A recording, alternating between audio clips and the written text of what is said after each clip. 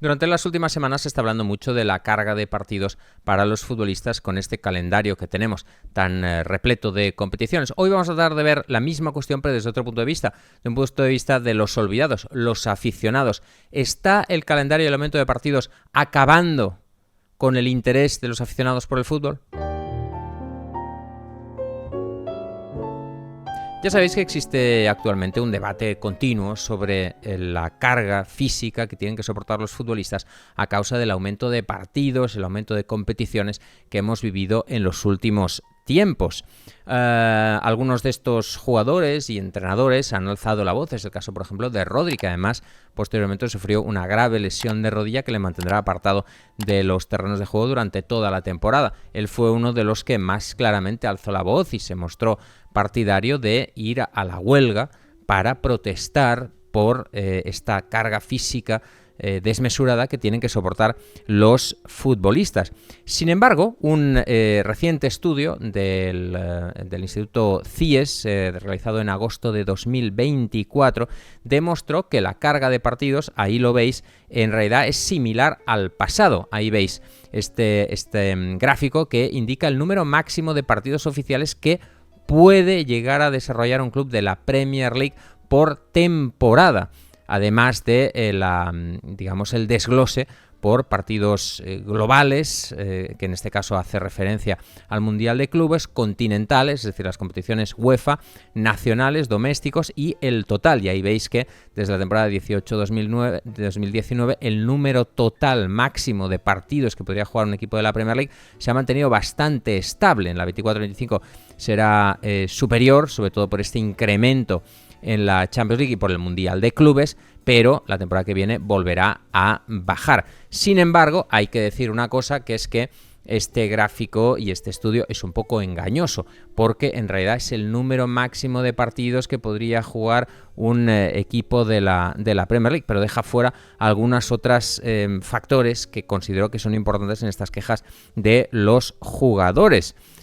Como es el caso, por ejemplo, del aumento de la exigencia física. Hoy en día no es lo mismo jugar un partido hoy 90 minutos de lo que era jugarlo hace, por ejemplo, 15 años. Los viajes son cada vez más largos también, con menos tiempo de recuperación real.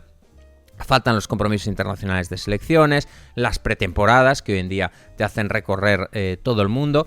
Tampoco la acumulación de partidos a lo largo de varias temporadas, porque un jugador, por ejemplo, como Rodri, jugó toda la Euro pasada, volvió a la pretemporada. Si no fuera porque se ha lesionado, jugaría toda esta temporada, más el Mundial de Clubes también, es decir, que se pasaría varios años encadenando, y luego viene Mundial de Clubes, es decir, que se podría pasar 3 veranos sin descanso, por ejemplo, ¿no? Es decir, que son cosas que este gráfico, por ejemplo, no tiene en cuenta. De todos modos, hoy no vamos a hablar del volumen de partidos desde el lado de la carga física para los jugadores, sino que vamos a hablar del aumento de partidos y competiciones desde el lado del impacto para los aficionados, porque nunca nadie habla de nosotros, nunca nadie habla de si todo este incremento de partidos, competiciones y demás a nosotros nos parece bien o no nos parece bien.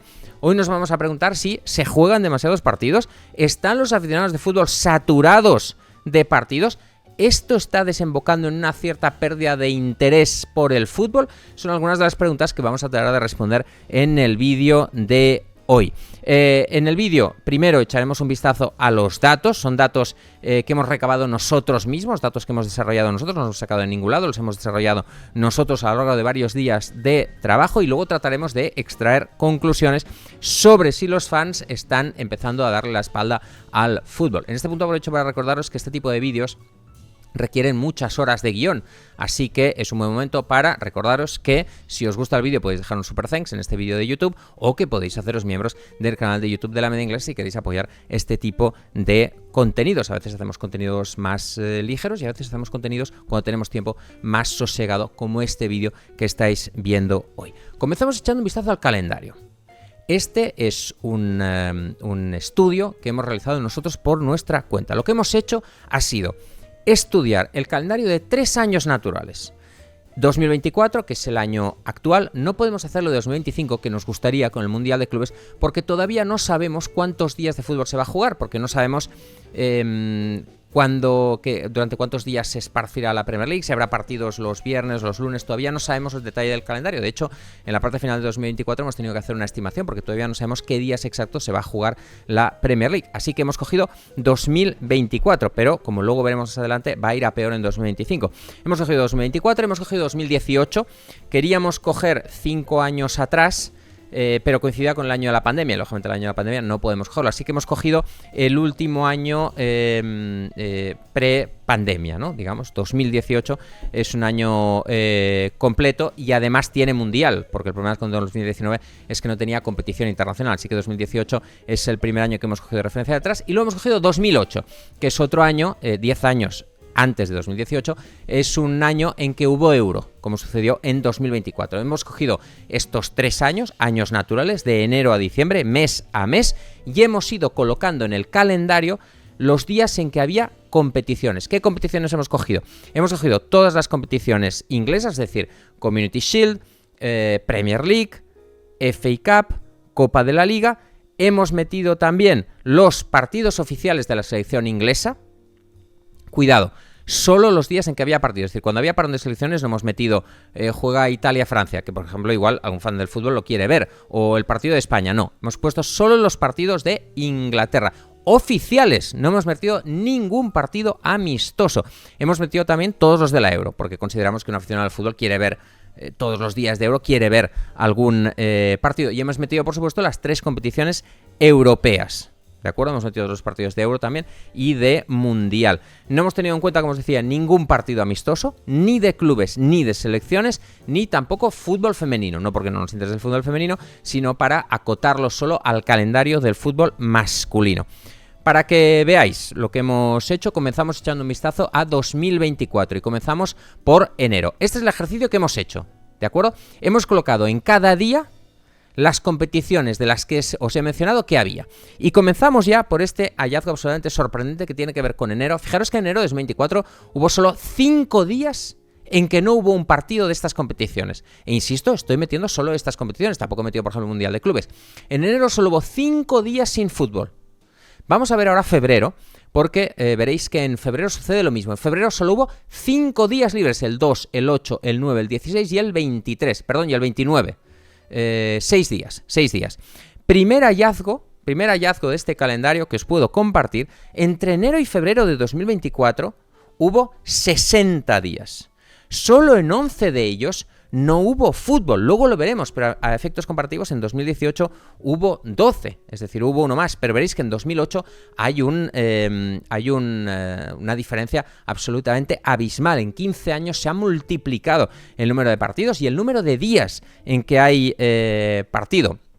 Vamos a seguir avanzando en el calendario porque vais a ver que la primera vez en todo el año, la primera vez en todo 2024, en el que hay más de 2 días seguidos sin fútbol, es el 18 de marzo.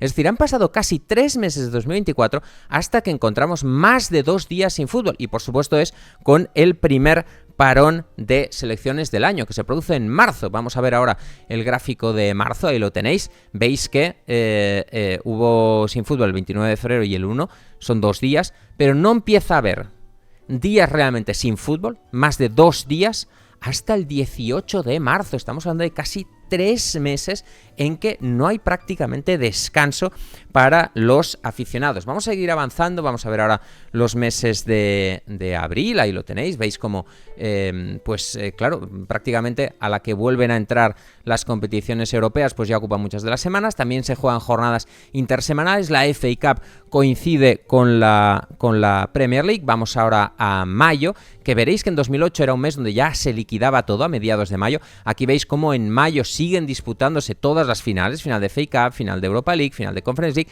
y nos vamos incluso a junio con la final de la Champions League. La temporada acaba el 1 de junio con esa final de la Champions League. Y el día 14 ya arranca la Euro. Es decir, solo transcurren 13 días desde el final de la temporada hasta que empieza la Euro. En 2018, por ejemplo, luego lo veremos, pero hubo parón del 26 de mayo al 14 de junio.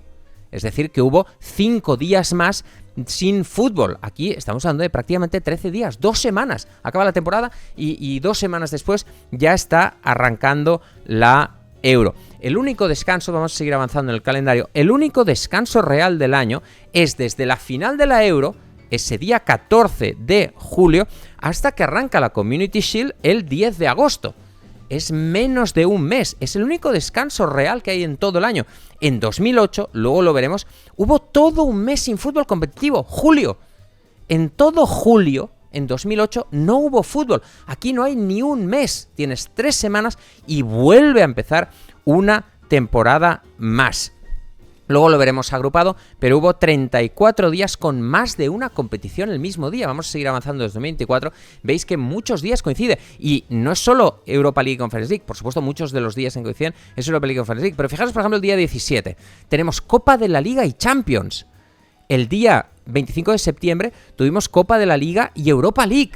Y cada vez es más común, vamos a seguir avanzando en este calendario de 2024 y veréis cómo, de nuevo, Copa de la Liga con Champions, Champions con Conference, Europa League con Conference.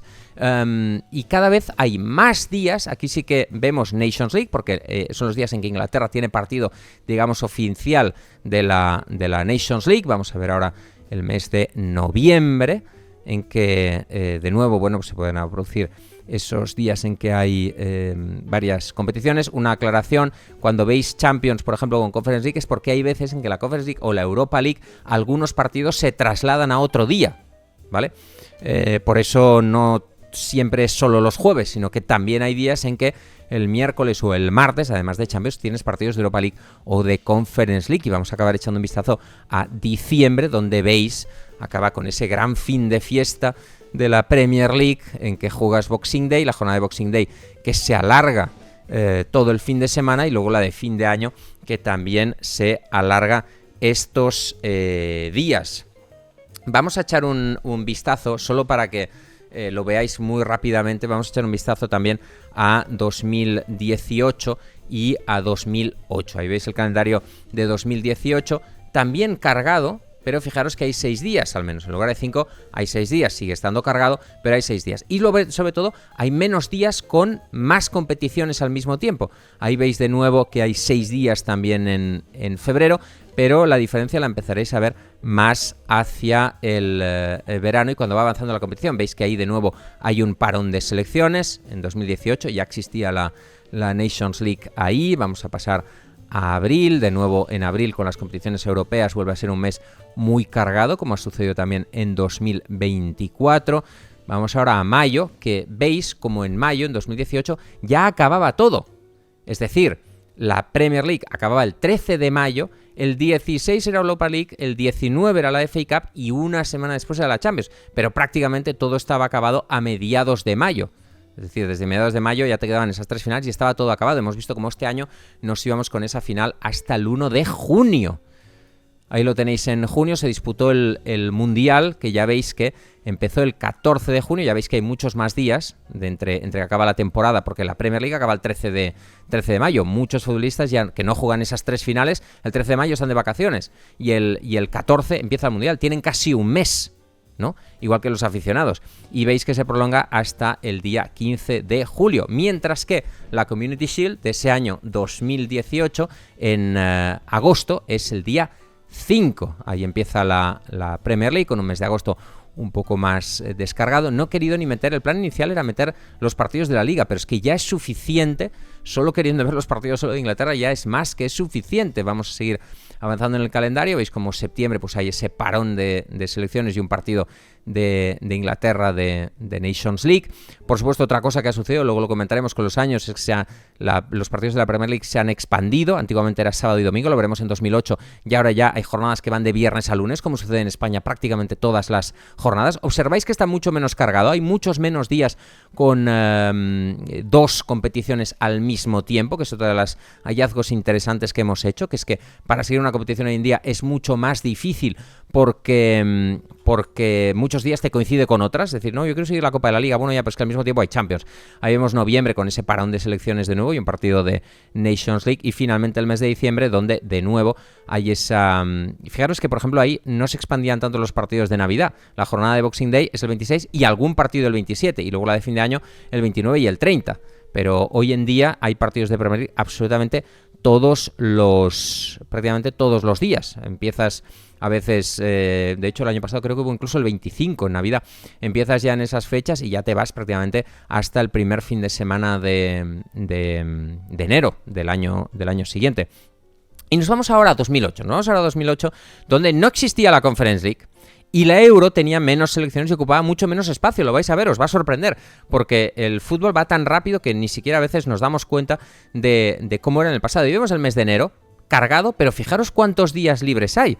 Ahí en ese mes de enero tienes 11 días libres respecto a los 5 o 6 que había en 2018 y en 2024. Ahí en febrero, pues ya lo veis, tampoco existía la Conference League, así que tenías solo un día, menos equipos en competición, más fácil de seguirlos. En febrero mucho más descargado.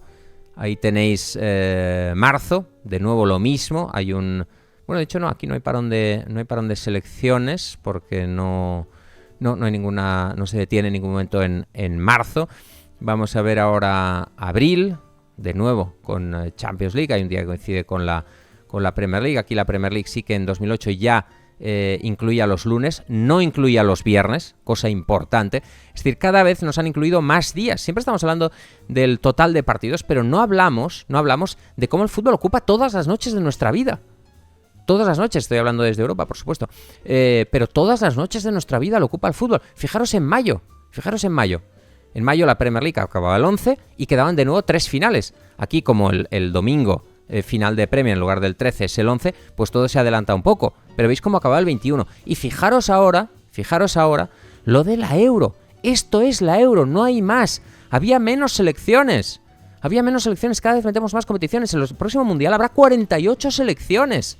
48 selecciones, va a ser imposible más días de fútbol. Fijaros esta Euro, empieza el 7 y acaba el 29. Ahora es un mes, es realmente un mes. ¿Qué pasaba? Claro, acaba antes la temporada, la Euro es más corta, tienes todo julio, si no ves amistosos, tienes todo el mes para descansar. Es increíble. Y por supuesto los jugadores llegaban más descansados a agosto, cuando empezaba la temporada, de nuevo en la misma fecha, mediados de agosto, con esa Community Shield, el día 10. Una historia absolutamente diferente a la que estábamos viendo en 2024. Vamos a seguir avanzando en el calendario. Ahí veis 2 clasificatorios para el Mundial de 2010, por ejemplo, 2 clasificatorios de Inglaterra, pero por lo demás, si querías ver los 2 partidos de Inglaterra, veías 2 partidos hasta el día 13, por ejemplo. En septiembre veis que hay muchos menos días con competiciones. Luego os daré los datos agregados, porque también hemos sacado la conclusión final. Ahí veis octubre, de nuevo con el parón, 2 partidos de la selección inglesa para clasificarse para el Mundial de 2010. Vamos a pasar a noviembre, una vez más, menos partidos. Ahí, de nuevo, pues veis que hay partidos los lunes, algunos lunes, no todos, pero nunca hay partidos los viernes. Así que al menos sabes que los viernes no tienes partido. Y ahí tienes en diciembre, donde Boxing Day se agrupaba en una jornada, ahora se agrupan varias, y esa jornada del 28, que se expande en 3 días, pero Boxing Day se celebraba solo en una fecha. La conclusión es que cada vez se juegan más competiciones. Se han añadido la Conference League, una competición que nadie pidió absolutamente, y la Nations League, otra competición que nadie pidió, que dijo, no, para que los amistosos sean un poco más entendidos, vamos a meter la Nations League. Perfecto. Y además, muchas de ellas también han añadido partidos, es decir, hay más competiciones, y esas competiciones, las nuevas y las que ya existían, también han añadido más partidos. El caso más flagrante, por supuesto, lo hemos visto, es el de la Euro, que pasó de 31 partidos en 2008 a 51. De 31 a 51 en 2024. Pero no es el único caso, porque también la Champions, lógicamente, ha añadido equipos y partidos. Ahora ocupa 8 semanas en lugar de 6. Antes, cuando era fase de grupos, eran 6 semanas que ocupaba martes y miércoles, y ahora son 8 semanas que ocupa martes y miércoles. Bueno, no, con la excepción de la primera, que nos ocupó martes, miércoles y jueves también. Es verdad que la última es una jornada, pero al final esos 3, la última del final, más días con partidos de fútbol. Vamos a comenzar echando un vistazo a los datos ahora agrupados y vamos a ver en primer lugar la distribución de días por competición, considerando estos 3 años naturales. Y vais a ver, aquí es importante considerar que la suma no es la suma de días total. Vamos a ver ese primer gráfico. La suma no es la suma de días total. Es decir, esto no significa que en 2024 haya habido casi 250 días compartidos, porque muchos de esos días, estos son días, no son partidos, son días. Muchos de esos días coinciden competiciones, ¿vale? Es decir, esto sería cuántos días ocuparía si no jugaran en el mismo día. Es decir, en 2008 observáis que la Premier League, por ejemplo, se expandía en menos días que en 2018-2024. Ha ido subiendo. ¿Por qué? Porque se han metido, por ejemplo, partidos los viernes, por ejemplo, ¿no? Y las jornadas entre semana también se han expandido. Entonces, significa que ha habido más días diferentes en que se ha jugado la Premier. Al final, estos son días en los que se han jugado estas competiciones. Y, por supuesto, hemos metido esa competición nueva, como os decía, de la Conference League. Y también, en el caso de selecciones, en el caso de la Euro, observaréis que también han subido mucho. Porque en 2008, sobre todo, se jugó una Euro con 31 partidos y para 2024 ya son 51 partidos que metemos. Insisto, aquí no contamos partidos, contamos días, pero lógicamente más partidos, más selecciones, son más días que ocupas. Hemos visto cómo esa Euro de 2008 te ocupaba 3 semanas, mientras que las de ahora te ocupa un mes. Son más noches ocupadas con el fútbol. Otro fenómeno interesante es que también las ligas, como decía, en este caso la Premier, ocupa ahora más días, porque antiguamente se jugaba solo sábado y domingo, luego se añadieron los lunes, en el caso de la Premier League, y luego se añadieron los viernes. Lo mismo sucede con la Liga, como ya os he comentado, que se juegan muchas jornadas de viernes a lunes. Vamos a ver ahora los días libres en el calendario. Ahora estos sí que son días absolutamente libres. Días libres en el calendario sin ningún partido oficial de las competiciones que os he mencionado. Evidentemente, desde 2008 se ha producido una reducción bestial. Curiosamente, la cifra se ha mantenido similar en los últimos 6 años. De hecho, en 2024 tuvimos un día libre más. Pero fijaros cómo estamos hablando de 150 días al año. Es una auténtica barbaridad, lo cual significa 150, imagínate, tienes más de 200 días con fútbol al año. Más de 200 días al fútbol. Fijaros como en 2008 había muchos más días libres sin fútbol. Es decir, como aficionado, cada vez te resulta más difícil seguir el fútbol. Cada día hay más días con más competiciones, hay más partidos. Estamos llegando a un punto de absoluta saturación. El objetivo de este vídeo al final es generar un debate. Muchas veces es una percepción subjetiva que se trata de compartir en los comentarios de este vídeo. Y finalmente, vamos a ver los días en que se disputaron varias competiciones, ¿vale? Días en los cuales hubo más de una competición disputándose y por tanto para los aficionados pues te obliga, oye, yo quiero ver la Premier League, bueno, también se juega la Champions, bueno, pues no puedo seguir las dos competiciones, ¿cuál sigo esta noche? Vamos a ver días con varias competiciones y ahí veis, es impresionante. En 2008 hubo, no recuerdo si eran 11 o 12 días con, creo que eran 11 días con varias competiciones. En 2018 hubo 8. Hemos llegado a 34 en 2024, es decir, hubo 34 días en que ya no es que hubiera fútbol, es que había más de una competición disputándose. Es decir, que ya para los aficionados es absolutamente imposible seguir una competición porque te coincide con otras. Por supuesto, buena parte de este aumento se debe, como decía, a esos jueves de Europa League, Conference League, pero no solo, lo hemos visto en el calendario en el detalle. Y lo cierto es que todo esto va a ir a peor, porque antes podíamos descansar 2 años de cada 4 en verano, porque cada 4 años había un año de Mundial y un año de Eurocopa, pero los otros 2 años estaban libres. Ahora ya no, porque como podremos comprobar en 2025 nos han metido el Mundial de Clubes en uno de estos años, lo cual significa que ahora habrá competición en verano y una competición que ocupará todo un mes. Tendremos todo un mes de competición en verano, 3 de cada 4 años. A la espera, por supuesto, les queda un verano libre. A ver qué se les ocurre, pero por supuesto algo más nos van a meter ahí, e insisto, no estamos considerando Mundial y Eurocopa Femenina, que son competiciones que muchos de nosotros seguimos y que bueno, pues que también forman parte, digamos, de la dieta del aficionado al fútbol, pero solo por centrarnos en el fútbol masculino, que es ya más que suficiente.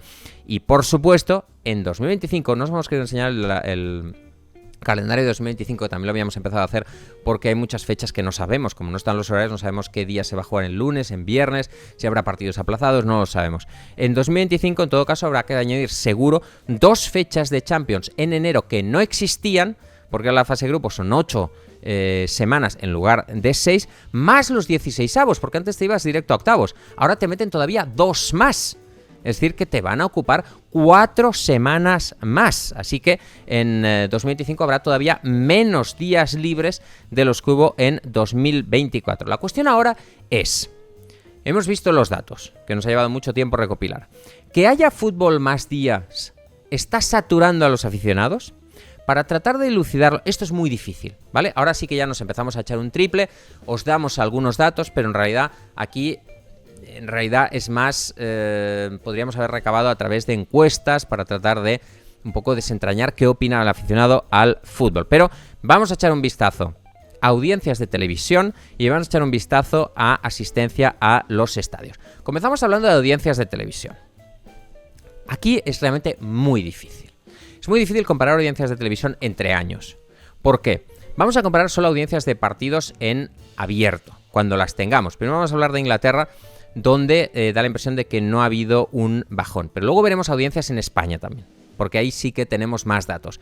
Pero es muy difícil comparar. Es muy difícil comparar porque, aunque sean audiencias en abierto, no es el mismo partido, no son los mismos días, no son los mismos equipos, no son las mismas cadenas, aun siendo en abierto, con lo cual es muy difícil, ¿vale? Entonces vamos a tratar de identificar alguna tendencia, pero es difícil. Ya os advierto que lo que viene ahora es datos que os doy, tratar de encontrar tendencias, pero es una cosa muy subjetiva y muy sujeta a la opinión de cada uno.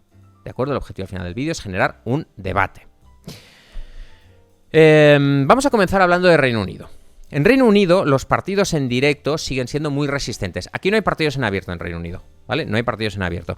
Pero los partidos en directo siguen siendo muy resistentes. La temporada pasada hubo 10 partidos en directo de Premier League con una audiencia superior a 4 millones de telespectadores.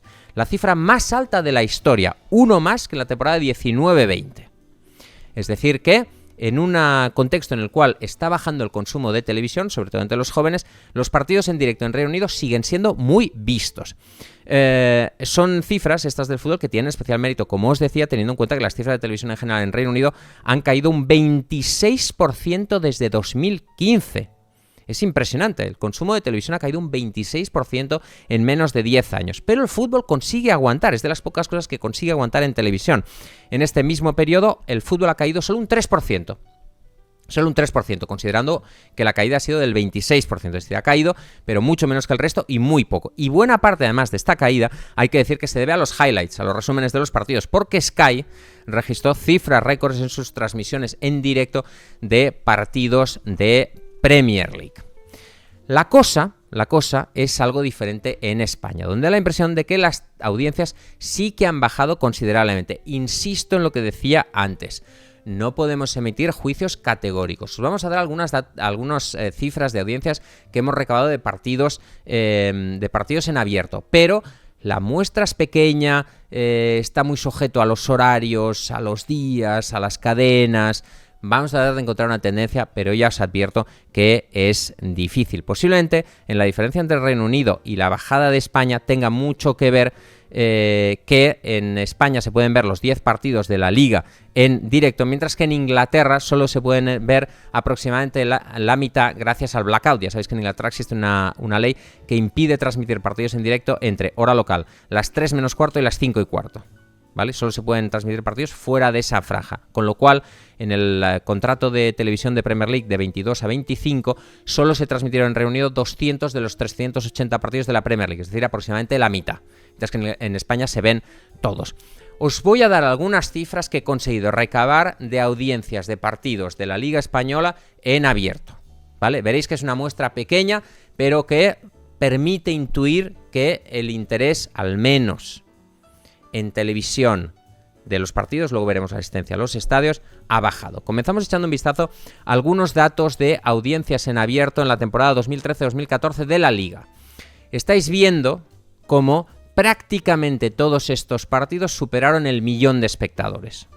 Hay muchos partidos del Athletic Club porque el Athletic Club es un club, como veréis luego, que suele transmitirse mucho en abierto porque atrae a mucha gente. Entonces veis cómo prácticamente todos los partidos, de hecho diría que son todos menos los dos primeros y el Rayo Vallecano Levante, todos superan el 1.000.000. Y los dos primeros también, Rayo Vallecano, Villarreal, Real Valladolid, Celta de Vigo, están ahí rozando. Estamos hablando de que partidos en abierto normalmente se van al 1.000.000 de espectadores. Quería rescatar algunos datos entre esta 13-14 y la temporada pasada. Así que vamos a ver ahora solo un par de audiencias que he encontrado de la temporada, creo que es 18-19, en que tenemos datos de un par de partidos. Y veis que ahí en la temporada 18-19, es verdad que son partidos con clubes importantes. Español Athletic Club son partidos que ve mucha gente, Athletic Club Real Sociedad también son partidos que ve mucha gente, pero más o menos, aunque un pequeño bajón, porque teniendo en cuenta que son partidos muy potentes, bueno, un pequeño bajón, pero ahí se mantenía. Pero vamos a ver ahora cifras de la temporada pasada. Insisto, es a través de Gol, algunos de los otros partidos se dan en otras cadenas, digamos, generalistas más importantes, pero las cifras hablan por sí solas. Vamos a ver datos de audiencia de la temporada pasada, de nuevo en abierto. Es verdad que son partidos, en general, con equipos que arrastran menos espectadores, pero, por ejemplo, hay un Celta Athletic Club, que son dos equipos que normalmente arrastran a mucha gente. Un Athletic Celta, también han dado los dos, el de ida y el de vuelta, pues son dos equipos que arrastran a muchos aficionados, pero veis que esas audiencias están en torno a los 300.000. Otra cosa importante es que hay partidos que se transmiten en abierto y también se transmiten en plataformas de pago, con lo cual hay que añadir ahí una pequeña cantidad de audiencia, que pueden ser 100.000 personas, 150.000 personas, pero da la impresión, insisto, no se puede afirmar categóricamente porque tendríamos que hacer una media de todos los partidos, tratar de agruparlos por categorías o intentar buscar idealmente el mismo partido exacto, pero ni siquiera así valdría porque la cadena es diferente y el día es diferente, pero da la impresión de que las audiencias, y así se puede observar en varios artículos, las audiencias de televisión del fútbol en España están bajando. En Reino Unido han bajado un 3%, pero se mantienen los partidos, posiblemente por eso, porque no se transmiten una cantidad muy grande de partidos, como hemos visto, prácticamente la mitad, pero en España, donde sí que hay muchos más partidos en televisión en abierto, las audiencias están bajando. Vamos a tratar de complementar esto con los datos de asistencia a los partidos. No sirve mucho este dato, ¿por qué? Porque al final lo que estás aquí midiendo es si la gente va a ver a su equipo o no, ¿no? Y en cierta medida, si el aficionado neutral que de vez en cuando va al campo va, si los aficionados visitantes van un poco más, bueno. Vamos a ver los datos. Aquí tenemos los datos de las últimas, desde la temporada 2008-2009, son datos de Transfermarkt que yo he metido en este gráfico, desde 2008-2009 hasta 2023-24. Me salto dos temporadas de pandemia, 19-20 y 20-21, porque afecta a las dos ligas. En la 21-22 veis que en España todavía había restricciones, de ahí ese bajón, ¿vale? Ese bajón en España en 21-22 es porque todavía había restricciones del COVID. Observáis que en la Premier ha habido un crecimiento, se puede observar, es verdad que es muy ligero, pero ha habido un crecimiento hasta alcanzar, no lo he dicho, es la cantidad total de aficionados que visitaron los estadios de estas ligas en estas temporadas, es decir, un total de 15 millones de aficionados acudieron a los estadios de la Premier League la 22-23, que fue el récord máximo. Entonces observáis cómo ha habido un crecimiento, es decir, ha habido un crecimiento de la Premier League, pequeño, pero ha habido un crecimiento. También aquí hay que tener en cuenta que es que en cada temporada hay estadios diferentes. Por ejemplo, en la Liga, sin ir más lejos, el Barça no está jugando en el Camp Nou, está jugando en el Estadio Olímpico, con lo cual esto evidentemente tiene un impacto. Pero observáis que, por ejemplo, la Liga ha mantenido pues incluso hubo un par de años que bajó, luego subió otra vez, volvió a bajar. Da la impresión de que en la Liga es más estable, no cae, pero no es el crecimiento que tiene la Premier League. Estos son los datos. Hemos comprobado empíricamente que hay más días con fútbol. Hay más días en que se juega más de una competición. Hay menos días libres. Prácticamente ya no tenemos más de 3 semanas sin fútbol. E insisto, sin considerar amistosos, porque ahora los equipos se van a Estados Unidos y tienes un Arsenal Manchester City, un Manchester United Barça, un clásico, que muchos aficionados al fútbol quieren ver esos partidos, aunque sean amistosos a horas intempestivas. Hemos comprobado que eso sucede. Es difícil comprobar si hay un desinterés. En Inglaterra da la impresión de que no, en buena parte protegidos porque no hay tantos partidos por televisión, pero da la impresión de que en España sí hay un cierto agotamiento respecto al fútbol. Por supuesto, hay partidos en abierto que siguen generando mucho interés, ¿no? Es el caso, por ejemplo, de la selección española en la última hora, que batió récords de audiencia, pero no estamos midiendo esto, no estamos midiendo el impacto de un partido que ve mucha gente más allá de aficionados al fútbol. Estamos hablando de los aficionados al fútbol de todos los días. Eso es lo que queremos medir. No si España llega a la final de la Euro, pues lógicamente mucha gente lo va a ver. Y no son necesariamente aficionados al fútbol de todos los días. Lo que tenemos aquí de ver es si el aficionado al fútbol, el que sigue el fútbol pues todos los días, se está empezando a agotar. Se decía del petróleo, que ahora diréis, ¿a dónde va este tío? Se decía del petróleo que la demanda era inelástica. ¿Qué significa cuando la demanda es inelástica? Que no importan las condiciones económicas, la gente va a seguir consumiendo. Durante la crisis de 2008 fue una crisis tan brutal que nos dimos cuenta que ni siquiera la demanda del petróleo era inelástica. Es decir, que en una situación de mucha escasez, donde la gente tiene muchos apuros, la gente sí dejaba el coche y no ponía gasolina y se iba en transporte público o andando. Con el fútbol siempre hemos creído que la demanda era inelástica, que el fútbol era un producto tan atractivo y que el aficionado al fútbol estaba tan enganchado al deporte que no importaba la cantidad de partidos que les tiraras, siempre lo iban a ver. Si tú pones 14 partidos al día, todos los días, el aficionado al fútbol lo va a ver. Yo no lo tengo tan claro. Las cifras permiten intuir que ese no es el caso y que estamos llegando a un punto de hartazgo. A un punto en el cual el aficionado al fútbol empieza a estar cansado de tanto fútbol. El objetivo del vídeo no es afirmar esto, es generar un debate. Estamos los aficionados al fútbol empezándonos a cansar de tanto fútbol, de tantos días con fútbol, de tantos días en que no puedes descansar, no hay vacaciones de fútbol, tantos días con varias competiciones, incluso con 3 competiciones en un mismo día. Dejadnos en comentarios vuestra opinión personal sobre vosotros. Si vosotros estáis cansados, si seguís el fútbol igual que antes, es decir, antes veía todos los partidos de mi equipo, ahora ya no veo todos los partidos de mi equipo. Antes no me perdía una jornada de Champions, ahora hay semanas en que no lo veo. Dejádnoslo en comentarios y vamos a tratar entre todos de generar este debate, un debate sano sobre ¿estamos demasiado sometidos a un fútbol constante? Hemos llegado a un punto en que ya estamos hartos. Por ejemplo, la nueva Champions, ¿la estáis siguiendo?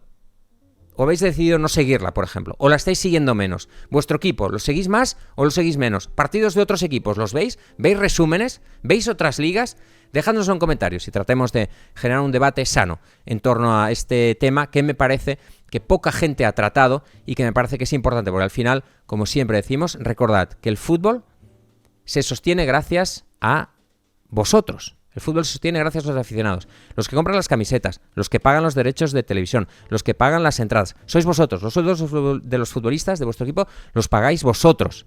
Las nuevas competiciones las estáis pagando y las vais a pagar vosotros. Así que creo que es, al menos, nos merecemos tener un debate en torno a lo que los aficionados queremos para el futuro del fútbol. Si quieres apoyar este proyecto, no dudes en hacerte miembro por el precio de una cerveza al mes.